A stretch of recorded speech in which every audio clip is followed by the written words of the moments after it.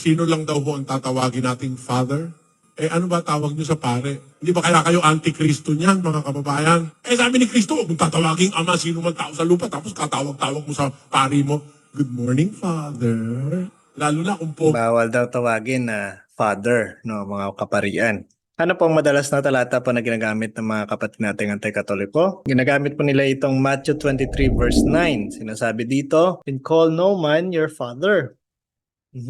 Ang dating po ng talata para sa kanila ay parang ipinagbabawal na itawag ang ama o father sa ating kapwa. Kabilang na dito ang mga kaparian. Tama kaya ito? Yan ay kung unawang anti-katoliko, na kapag nakita po nila word for word ay doon na ibinabatay po ang kanilang pag-unawa. Lalabas na kung tama po ang kanilang pag-unawa, masama pala na tawaging ama ang iyong ama sa bahay. Diba? Naku po, mataas pa naman pong respeto ko sa aking ama, kaya tatay po ang tawag ko sa kanya. Paano na lang kaya kung sa pangalan niya tawagin? Ano po sa tingin niyo ang isasagot ng tatay mo kapag sa pangalan niya mismo tawagin siya? Malamang hindi po 5 piso ang ibibigay niya sa inyo, kundi 5 suntok ang matatanggap mo. Diba? Bakit natin po nasabi na mali po ang pag-unawa ng mga kapatid nating anti-katoliko sa ginagamit po na talata?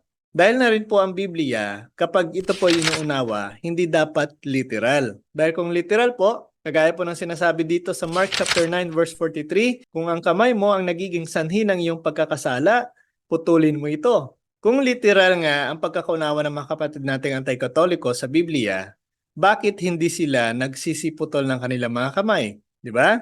Wala nga akong nakitang sulpot na tumatawag na father sa kanilang ama dahil po sa literal na pag-unawa nila sa Matthew 23 verse 9. Pero wala po akong nakita sa kanila na nagputol po ng kanilang kamay upang maiwasan ang pagkakasala.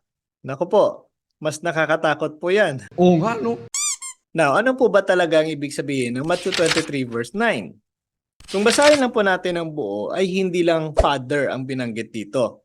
Kasama na po dito ang teacher at leader na ipinagbabawal na tawagin. Dahil ito po ay nagpapakita ng katangian ng Diyos na nag-iisang makapangyarihang ama, guro at pinuno. At sa kontekstong ito, wala naman po tayong pari sa simbahan na nagkiklaim na siya ang nag-iisang father sa langit. Tanging ang mga kapatid po nating anti-katoliko lamang ang mahilig po gumawa ng kwento upang makapag-akay ng miyembro. Di ba? Now, ano pong isa sa mga patunay natin na mali po ang kanilang pagkaunawa? Kung basahin man po natin ang buong Biblia, may mga nakatala rin po dito na gumagamit ng pantawag na father sa isang tao. At ang binabanggit po sa Biblia na taong nagsabi nito ay tao rin ng Diyos mismo.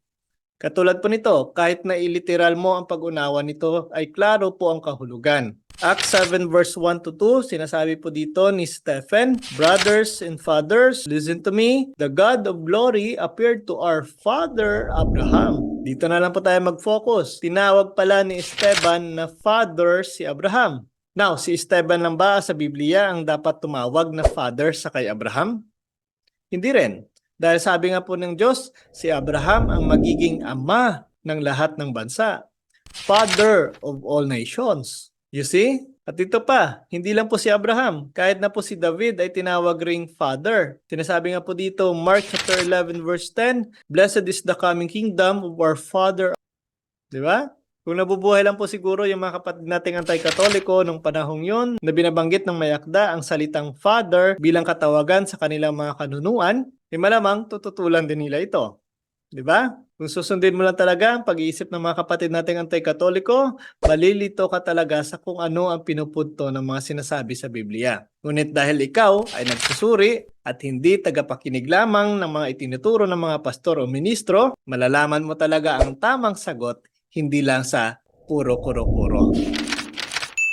So ayan po mga ka-cure, sana po nakapagbigay ito ng kasagutan sa mga katanungan kung isang kasalanan ba na tawaging father ang mga kaparian ng ating simbahan.